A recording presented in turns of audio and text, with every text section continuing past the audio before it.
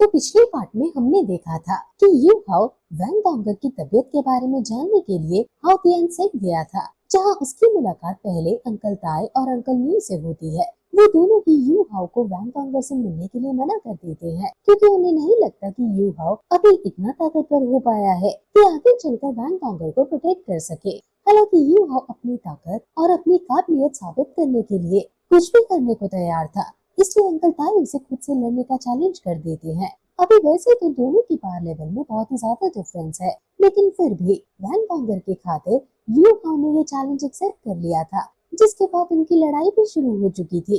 वैसे तो अंकल ताई भी अपनी पूरी पावर का इस्तेमाल नहीं कर रहे थे, लेकिन फिर भी उन्हें हरा पाना यू हाउ के लिए बहुत मुश्किल था। हालांकि इसके बावजूद भी उसने अपनी सभी पावरफुल टेक्निक्स उन्हें दिखाई, जिससे वो इम्प्रेस हो गए।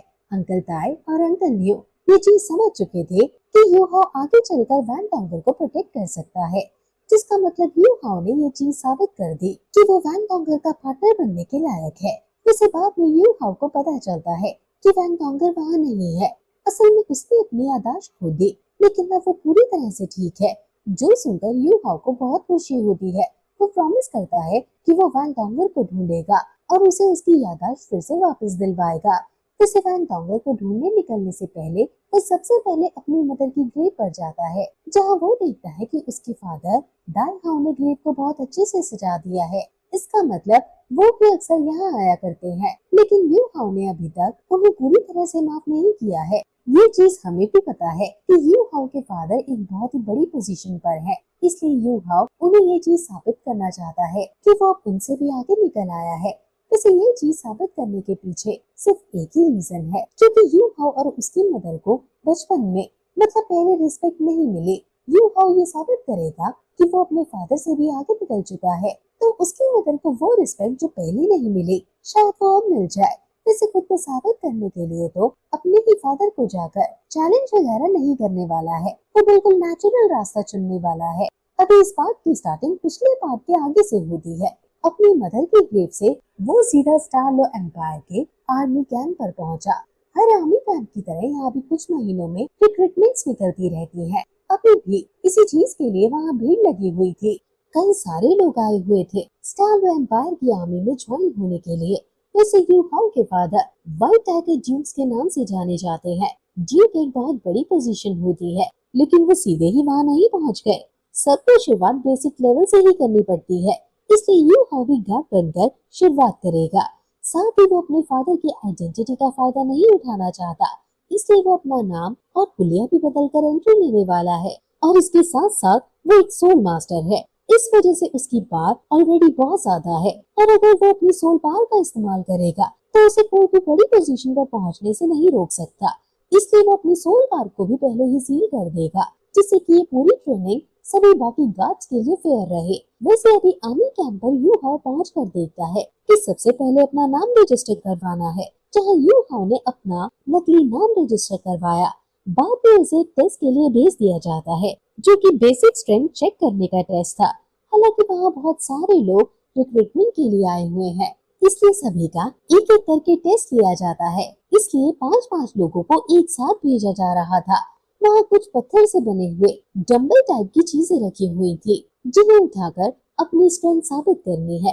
वैसे ये चीज पूरी तरह से फेयर नहीं थी, लेकिन डंबल का साइज अलग अलग है, और जो पहले आता वो सबसे छोटा वाला डंबल उठा देता।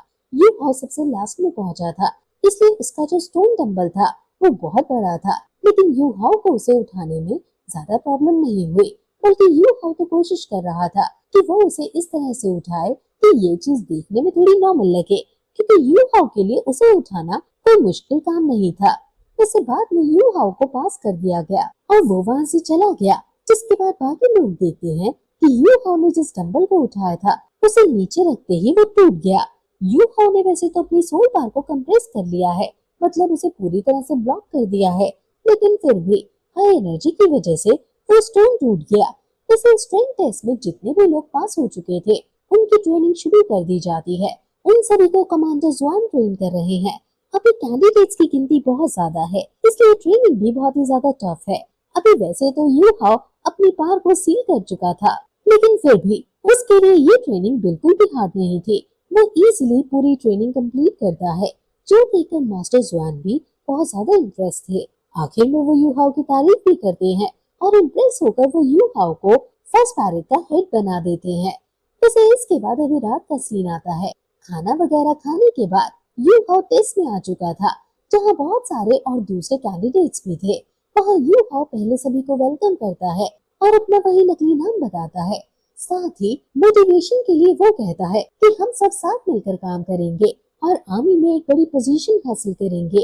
यू हाओ अभी ऐसी बातें इसलिए कह रहा था क्योंकि उसने अपने फादर को देखा है। भले ही वो उन्हें पसंद नहीं करता, लेकिन ये बात वो भी जानता है कि उसके फादर के गार्ड्स मतलब वो सोल्जर्स उसके फादर की बहुत ही ज्यादा रिस्पेक्ट करते हैं और इन सभी के बीच बहुत ज्यादा अच्छा टीम वर्क है। इसलिए यू हाओ भी ये टीम वर्क साथ लेकर चलना चाहता है। अभी यू हाओ ने जब मोटिवेशन भरी बातें कही तो एक लड़का तो तुरंत ही यू हाओ के सपोर्ट में आवाज उठाने लगा। और इतने में ही दूसरा लड़का आगे आकर कहता है कि कमांडर ने तुम्हारी थोड़ी सी तारीफ क्या कर दी, तुम तो खुद को बहुत ज्यादा होशियार समझ रहे हो। वैसे ये लड़का दिखने में थोड़ा स्ट्रॉन्ग लग रहा था, इस वजह से बाकी सभी इससे थोड़ा डरते हैं, लेकिन यू हाओ बिल्कुल नहीं डरा। अभी वो लड़का यू हाओ के कंधे पर हाथ रखकर उसे झुकाने की कोशिश करता है, लेकिन उसका कोई फायदा नहीं था। वो यू हाओ को हिला तक नहीं पा रहा था। इस वजह से वो भी समझ गया कि यहाँ पंगा लेने में भलाई नहीं है और चुपचाप वहाँ से जाने लगा। लेकिन यू हाओ उसे रुकने का कहता है, जो सुनकर उसे गुस्सा आता है और वो यू हाओ पर हमला करने लगता है। लेकिन इतने में ही यू हाओ उसका हाथ पकड़कर उसे सीधा नीचे गिरा देता है। अभी ये चीज देखकर सभी लोग बहुत ही ज्यादा हैरान हो चुके थे। यू हाओ कहता है कि उसे कमांडर ने हिट बनाया है, इसलिए वो उन सभी को ऑर्डर भी दे सकता है, लेकिन वो चाहता है कि वो सभी दोस्त बनकर रहे, इसलिए लड़ाई न करने में ही भलाई है। जो सुनकर सभी लोग परफेक्ट सोल्जर की तरह खड़े हो चुके थे। वैसे इसके बाद यू हाओ सोने चला जाता है। अगले दिन सुबह हम देखते हैं कि सभी लोग थोड़ा लेट उठे थे, लेकिन ट्रेनिंग का टाइम ऑलरेडी शुरू हो चुका है, जिस वजह से वो जल्दी जल्दी भागकर ट्रेनिंग ग्राउंड पहुंचते हैं। वहां जाकर वो देखते हैं कि यू हाओ और उन्हीं के काम का एक दूसरा लड़का ऑलरेडी वहां पहुंच चुके हैं। हालांकि ट्रेनिंग में थक जाने की वजह से बाकी लोग थोड़ा लेट पहुंचे थे, लेकिन सजा सबको बराबर मिलती है, इसलिए यू हाओ और उस दूसरे लड़के को भी वो पनिशमेंट झेलनी पड़ती है जो कि बाकी कैंडिडेट्स को मिली थी लेट आने के लिए। वैसे पनिशमेंट और कुछ नहीं, बल्कि जो ट्रेनिंग बाकी सभी को कराई गई वही ट्रेनिंग को डबल से करने की थी। वैसे तो इस डबल ट्रेनिंग में सभी कैंडिडेट्स बहुत जल्दी थक चुके थे, मगर यू हाओ देखता है कि उसके अलावा वही लड़का जो कि सुबह जल्दी ट्रेनिंग ग्राउंड पहुंच गया था वो अच्छा परफॉर्म कर रहा है। इस बीच यू हाओ ये चीज ऑलरेडी नोटिस कर चुका था कि उस लड़के के पास भी सोल एनर्जी है, मतलब वो भी सोल मास्टर है, पर उसने भी यू हाओ की तरह अपनी एनर्जी सील कर रखी है। वैसे तो वो यू हाओ जितना माहिर नहीं है, इस वजह से वो पूरी तरह से अपनी सोल एनर्जी को नहीं छुपा पाया, लेकिन फिर भी वो बिना चीटिंग किए ट्रेनिंग पूरी कर रहा है। इसके पीछे क्या रीजन है ये चीज यू हाओ को नहीं पता, पर अभी वो इस चीज पर ज्यादा ध्यान नहीं देता। वैसे इनकी ट्रेनिंग पूरी होती है और कमांडर जुआन सभी को अपने पास बुलाते हैं। इसी दौरान वहाँ एक लड़की की एंट्री होती है। कमांडर जुआन बताते हैं कि ये है कमांडर जू यून। वैसे तो उसकी एज कम है, लेकिन फिर भी वो कमांडर जुआन से ज्यादा बड़ी पोजीशन पर है और अब से वही सभी कैंडिडेट्स की ट्रेनिंग संभालेगी।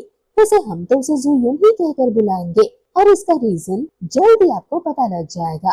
खैर अभी यू हाओ इस बीच ये नोटिस करता है कि वो लड़का जो ट्रेनिंग में जल्दी आया था, उसने जब से उनको देखा तब से उसकी नजर जू यून पर ही अटकी हुई है, मतलब शायद वो उसे पहले से जानता है। जू यून का भी ध्यान जब उस लड़के पर पड़ा तो अचानक से वो दूसरी साइड मुंह करते हुए वहां से चली गई। अभी यू हाओ समझ चुका था कि ये दोनों ही एक दूसरे को जानते हैं। इतने में ही कमांडर जुआन यू हाओ को आगे बुलाते हैं और कहते हैं कि अब से तुम इस पूरे बुलेटिन के हेड हो, मतलब अब यू हाओ को और ज्यादा लोगों को संभालना है। एक तरह से ऐसा भी कह सकते हैं कि कमांडर के बाद जो नेक्स्ट पोजीशन है वो यू हाओ को मिल चुकी है। साथ ही अभी असिस्टेंट के तौर पर कमांडर जुआन उस लड़के को आगे बुलाते हैं। इस बीच वो उसका नाम लेते हैं और हमें पता चलता है कि उस लड़के का नाम लियो ली है। ये चीज सुनते ही यू हाओ थोड़ा सा शॉक हो जाता है, हालांकि वो सामने से ये चीज नहीं दिखा था। अभी वो शॉक इसलिए था क्योंकि उस लड़के का सरनेम दाए है, जो कि यू हाओ का भी सरनेम है और साथ ही उसके फादर का भी। यू हाओ अभी यही सोच रहा था कि आखिर उसने दाए लियोली नाम पहले कहाँ सुना है। अभी वैसे तो वो दाई से डायरेक्टली नहीं पूछ सकता, क्योंकि इससे उसकी आइडेंटिटी भी सामने आ जाएगी, इसलिए वो भी इस बारे में ज्यादा ध्यान नहीं देता। रात के समय जब वो सो रहा था, तब उसे अचानक से ही याद आता है कि आखिर उसकी दाई से मुलाकात कब हुई थी। उसे याद आता है कि जब वो छोटा था और अपनी मदर के साथ ड्यूक मैंशन से अलग रहता था, तभी उसकी मुलाकात दाई से हुई थी। दाई भी तब बहुत छोटा था और गलती से तितली का पीछा करते हुए आकर यू हाउ से टकरा गया था। उसी वक्त यू हाउ की मुलाकात दाई और उसकी मदर से हुई। तब यू हाउ को पता चला था कि दाई असल में उसका हाफ ब्रदर है। मतलब दाई हाउ की जो ओरिजिनल वाइफ थी, उसके अलावा भी उसकी दूसरी वाइफ थी, जिनमें से एक यू हाउ की मदर है, जिनसे उसे यू हाउ मिला। और सीन उसी तरह से तीसरी दाई की मदर थी। वैसे यू हाउ की मदर ने ड्यूक मैंशन छोड़ दिया, लेकिन दाई की मदर वही मैंशन में रहती है, इसलिए उन्हें नॉर्मली पैसों की कमी नहीं आती है। पर हाँ, उनका बिहेवियर बाकियों से बहुत ही ज्यादा अलग है। दाई और उसकी मदर ही ऐसे लोगों में आती हैं जिन्होंने यू हाउ और उसकी मदर से अच्छे से बात की हो। अभी पहली मुलाकात में ही दाई की मदर ने यू हाउ की मदर को कुछ पैसे दे दिए, क्योंकि वो जानती है कि यू हाउ की मदर यह अकेले बहुत मुश्किल से अपना घर चला पाती होगी। साथ ही उन्होंने दाई से कहा कि यू हाउ उसका बड़ा भाई है, जो सुनकर यू हाउ को भी बहुत अच्छा लगा था। वैसे उसके बाद उनकी ज्यादा मुलाकात नहीं हुई थी। अब बहुत समय बाद यू हाउ दाई को देख रहा है। वो सोच रहा था कि तुम तो सच में कितने बड़े हो गए। वैसे अभी यही सोचते हुए वो दाई की तरफ जब चेहरा करता है, तो देखता है कि वो तो वहाँ है ही नहीं। यू हाउ समझ चुका था कि दाई जरूर बाहर गया है। यू हाउ जब बाहर आकर देखता है, तो वहाँ दाई ट्रेनिंग कर रहा था। यू हाउ इस चीज से थोड़ा सा इम्प्रेस था, पर अभी वो ये चीज नहीं दिखाता। वो सीधा दाई के पास जाता है और कहता है कि तुम तो व्हाइट टाइगर जी के बेटे हो। जरूर तुम अपने फादर को साबित करने के लिए इतनी मेहनत कर रहे हो, या फिर इसका रीजन प्रिंसेस जुयुन को इम्प्रेस करने का हो सकता है। वैसे वो जो कमांडर जुयुन है, वो असल में स्टार एम्पायर की प्रिंसेस भी है, और साथ ही वो प्रिंसेस जीजू की बहन भी है। पर ये सारी बातें अलग हैं। अभी के लिए दाई ये सुनकर बहुत हैरान था। वो यू हाउ से कहता है कि आखिर तुम्हें ये सब कैसे पता, और तुम यहाँ क्या कर रहे हो। जिस पर यू हाउ कहता है कि वो सब छोड़ो, मैं तो तुम्हें ट्रेनिंग करते हुए देख रहा था। इस बीच मैंने नोटिस किया कि तुम एक सोल मास्टर तो हो, लेकिन अभी तक इतने ज्यादा ताकतवर नहीं हो। ये चीज सुनकर दाई को थोड़ा सा गुस्सा आता है, पर वो ज्यादा जवाब नहीं देता। यू हाउ कहता है कि मैं तुम्हारी पार देखना चाहता हूँ, इसलिए क्या तुम मुझसे लड़ाई करोगे। जो सुनकर दाई मना कर देता है, क्योंकि उसे नहीं पता कि यू हाउ एक सोल मास्टर है।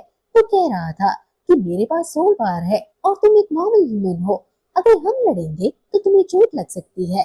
हालांकि यू हाउ इस पर हंसता है और कहता है कि तुम चिंता मत करो, तुम में अगर हिम्मत है तो आकर मुझसे लड़ो। जो सुनकर दाई तुरंत अपनी सोल रिंग्स एक्टिवेट कर लेता है। यू हाउ देखता है कि उसके पास 3 सोल रिंग्स हैं। इसका मतलब दाई अभी ज्यादा लेवल पर नहीं पहुंचा है। वैसे अभी दाई ने हमला करना शुरू कर दिया था। ये फाइट पूरी तरह से फिजिकल फाइट थी, लेकिन दाई यू हाउ पर एक भी हमला नहीं कर पा रहा था। यू हाउ उसे आराम से लात घूंसे मारते हुए जमीन पर गिरा देता है और साथ ही उसका मजाक उड़ाता है, जिससे उसे गुस्सा आए और वो अपनी पूरी पावर का इस्तेमाल करे। अभी गुस्से में दाई अपनी मार्शल सोल एक्टिवेट करता है, जो कि व्हाइट टाइगर मार्शल सोल थी। यू हाउ नोटिस करता है कि ये एक सेकेंडरी मार्शल सोल की तरह है। मतलब दाई के पास 3 मार्शल सोल है, लेकिन वो इतना भी कमजोर नहीं हो सकता। हालांकि मार्शल सोल के हमले ताकतवर तो होते हैं, लेकिन यू हाउ को अपनी मार्शल सोल एक्टिवेट करनी पड़े। दाई के इतने ताकतवर हमले नहीं थे। यू हाउ इजीली हाथ से उसकी मार्शल सोल को रोकते हुए दाई को हरा रहा था। इस बीच वो उसका और ज्यादा मजाक उड़ाता है और बाद में उसे मुक्का मारते हुए नीचे गिरा देता है। दाई तो कहने लगा था कि आखिर मैं तुमसे कैसे हार सकता हूँ, तुम्हारे पास तो मार्शल सोल भी नहीं है। जिस पर यू हाउ कहता है कि मैं ताकतवर नहीं, बल्कि तुम ही अभी कमजोर हो, और जरूरी नहीं कि तुम मार्शल सोल होने पर किसी को भी हरा सकते हो। अभी जब यू हाउ ये सब कह रहा था, उसी दौरान वहाँ पर जुयून आ गई और वो उन दोनों को इस तरह से देखकर थोड़ी सी हैरान थी, लेकिन वो समझ गई थी कि यहाँ जरूर लड़ाई चल रही है। वो कहती है कि इस तरह से आपस में लड़ना मना है, जिस पर यू हाउ कहता है कि ये बस हमारा आपसी मैटर है, वो बीच में न आए। जुयून को भी ये सब सुनकर थोड़ा गुस्सा आ जाता है और वो आगे बढ़ते हुए कहती है कि वो उनकी कमांडर है, लेकिन इतने में ही यू हाउ अपना एनर्जी प्रेशर एक्टिवेट करता है, जिसकी वजह से जूयुन जमीन पर गिर चुकी थी। अभी जूयुन को ऐसा गिरा हुआ देख दाई को बहुत गुस्सा आ जाता है। पहले तो वो इस चीज से हैरान था कि आखिर यू हाओ ने इस तरह का हमला कैसे किया, लेकिन अभी वो ये सब नहीं सोचता और तुरंत अपनी असली मार्शल सोल एक्टिवेट करता है, जो कि ब्लड टाइटन मार्शल सोल है। वैसे ये सच में बहुत पावरफुल मार्शल सोल है, लेकिन दाई ने पहले इसका इस्तेमाल इसलिए नहीं किया क्योंकि वो इसे कंट्रोल नहीं कर सकता। असल में दाई ने जो टेक्निक सीखी है वो इस मार्शल सोल के लिए परफेक्ट नहीं है। हालांकि अभी जूयुन को तकलीफ में देखकर उससे रहा नहीं गया और उसे ये मार्शल सोल एक्टिवेट करनी पड़ी। अभी वो यू हाओ पर हमला करने की कोशिश करता है, जिस वजह से यू हाओ को पीछे हटना पड़ा। वैसे ये पहली बार था जो यू हाओ पीछे हटा।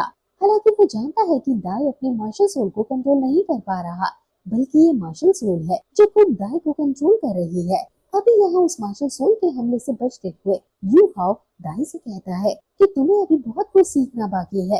इस तरह की मार्शल सोल से इजीली तुम किसी को भी हरा सकते हो, लेकिन अगर तुम इसका इस्तेमाल ही नहीं करना सीख पाए तो ये उल्टा तुम्हें ही चोट पहुंचाएगी। अभी ऐसा कहते हुए यू हाओ इजीली उसके अटैक को डॉज करता है और बाद में सीधा जाकर दाई की गर्दन पर हाथ मारता है, जिसकी वजह से दाई जमीन पर गिर चुका था। साथ ही उसकी मार्शल सोल भी गायब हो गई थी। अभी यू हाओ यहाँ जूयुन की तरफ बढ़ रहा था, जो देखकर दाई कहता है कि उसे कुछ मत करना, जिस पर यू हाओ जवाब देता है कि अगर तुम किसी को प्रोटेक्ट करना चाहते हो तो इसके लिए तुम्हें खुद ताकतवर होना होगा। खैर यू हाओ के इतना कहते ही ये पार्ट यहीं पर खत्म हो जाता है।